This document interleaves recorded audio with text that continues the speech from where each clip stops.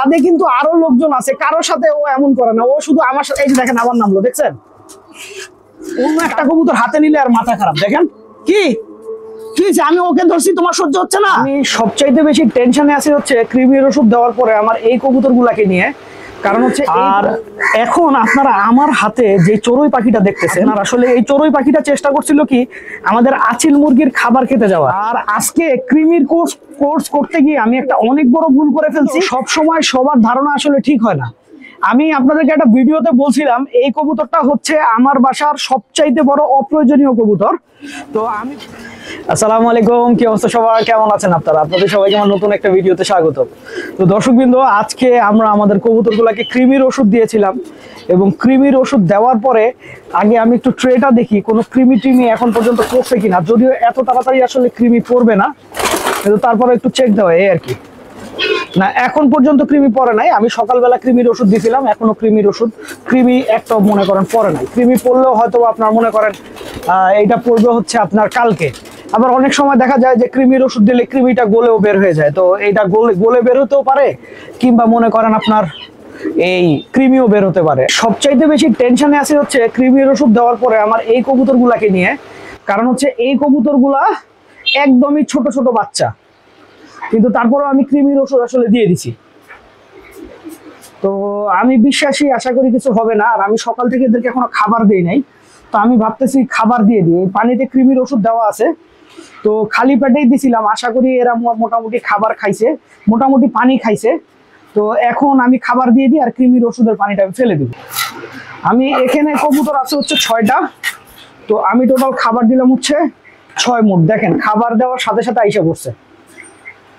আর এই কবুতরটা সবচাইতে কম ভয় পাইতেছে, আর বাকি কবুতর গুলা আস্তে আস্তে আসতেছে। আসলে ক্ষুধা লাগলে আসলে কবুতর কোনো কিছু আসলে মানে না। এই যে দেখেন খাবার খাওয়া শুরু করছে, দেখছেন? সকাল থেকে খাবার দেই নাই যে। আর দর্শকবৃন্দ, এইখানে আমাদের এই জোড়া কবুতরের ফুটে 2টা বাচ্চা হয়েছে। আমি কিন্তু এই পেয়ারটা দিছিলাম অনেক শখ করে।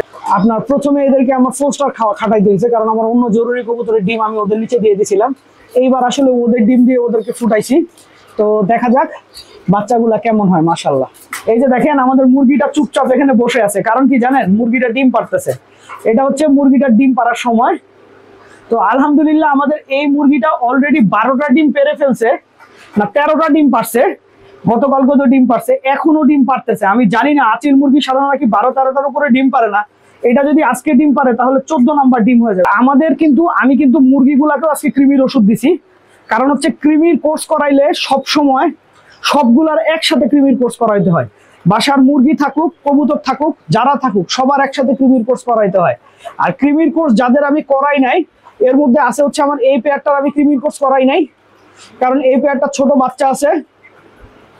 তারপরে হচ্ছে আপনার এই যে এইখানে যে পেয়ারটা দেখতেছেন, এদেরও ছোট বাচ্চা আছে, যে কারণে আমি কৃমির কোর্স করাই নাই। আর প্লাস ডিমও পারছে আবার এরা। আর এইখানে আপনার মনে করেন এরাও ডিমে আছে। এই কয়টা পেয়ারের আমি আসলে ওই সাইডে গড়া কবুতর আছে, ওদেরও আমি কৃমির কোর্স করাই নাই। আর এইদিকে আমাদের এই কবুতরের বাচ্চাটা একদমই সুস্থ ছিল, কিন্তু গতকালকে রাতে খেয়াল করলাম হচ্ছে যে আমি গতকালকে খেয়াল করছি যে ও কেমন জানি মনে করেন হাঁটতে পারতেছিল না। পরে আমি আসলে ক্যালসিয়াম আর ডেটালসন দিয়েছিলাম এবং আলহামদুলিল্লাহ এখন আবার ঠিক হয়ে গেছে।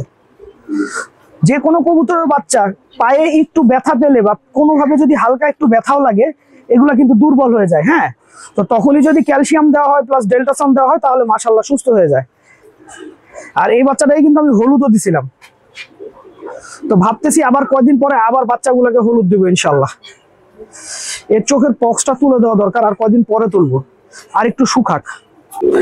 আর এখন আপনারা আমার হাতে যে চড়ুই পাখিটা দেখতেছেন, এই চড়ুই পাখিটাকে আপনার আসলে এই চড়ুই পাখিটা চেষ্টা করছিল কি আমাদের আচিল মুরগির খাবার খেতে যাওয়ার।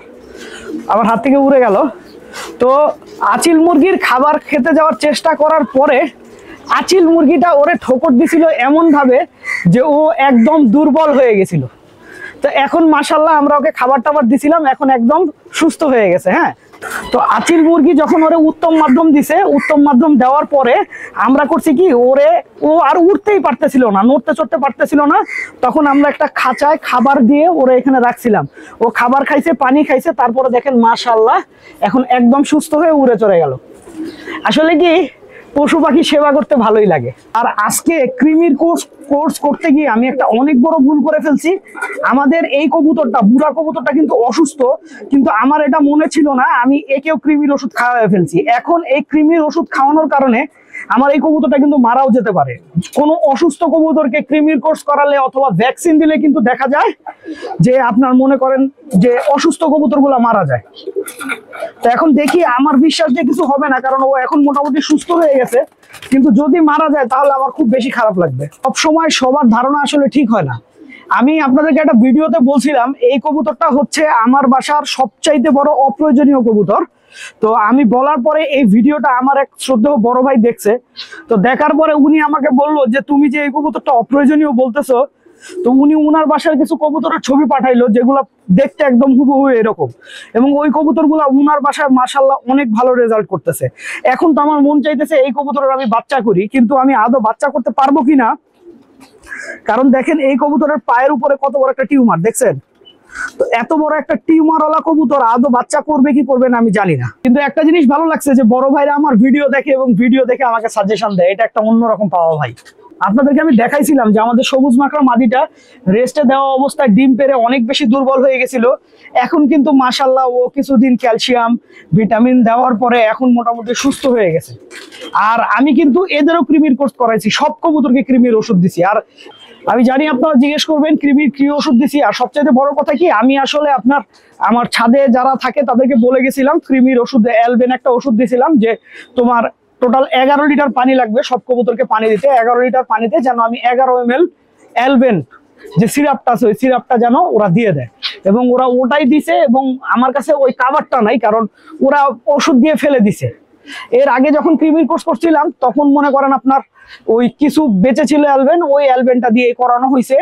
তো ওরা বোতলটা ফেলে দিছে, যে কারণে আমি দেখাইতে পারলাম না। এটা মানুষের একটা কৃমির ওষুধ, অ্যাভেলেবেল যে কোনো ফার্মেসিতে পাওয়া যায়, এটা বাচ্চাদের কৃমির ওষুধ। এই যে দেখেন আমার হাত দেখা পাগল হয়ে গেছে দেখছেন। কবুতরের যে এই যে মনে করেন ভালোবাসাটা না, এই যে দেখেন নামলো দেখছেন, একটুও ভয় নাই ওর মধ্যে। ও খালি এখন এইখানে উঠবে, আমাদেরকে দেখে এভাবে ডাকবে আর নিচে নামবে। তার মানে মালিককে কাছে পাইলে কবুতরের যে কি আনন্দ লাগে, এটা একটা অনেক বড় প্রমাণ। ছাদে কিন্তু আরো লোকজন আছে, কারোর সাথে ও এমন করে না, ও শুধু আমার সাথে। এই যে দেখেন আবার নামলো দেখছেন, দেখছেন এইটারও একই অবস্থা। আমার দৃষ্টি আকর্ষণ করার চেষ্টা করবে যে আমার দিকে একটু তাকাও। কি বলবা, কি বলবা? আসো আসো। একটা কবুতর হাতে নিলে আর মাথা খারাপ। দেখেন কি আমি ওকে ধরছি, তোমার সহ্য হচ্ছে না। আমি এখানেই শেষ করছি। আপনারা সবাই ভালো থাকবেন, 5 ওয়াক্ত নামাজ পড়বেন। আসসালামু আলাইকুম।